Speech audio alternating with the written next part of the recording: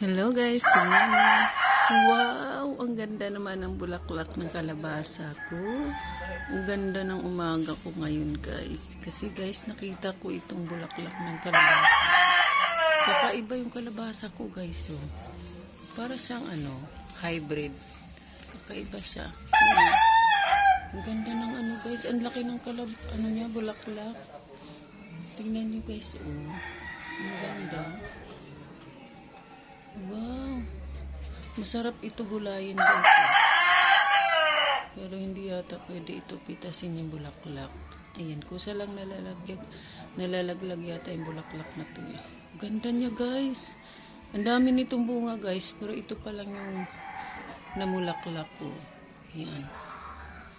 Dami itong bunga eh. Ayan oh. Nakakatuwa naman. Ito guys oh. Mamumulaklak rin siya. Ayan. Ayan o. Ayan.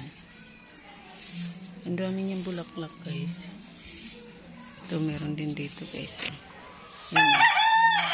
Nakakatuwa yung kalabasa ko guys. Tapos yung dahon niya guys. Napakataba. Ayan o.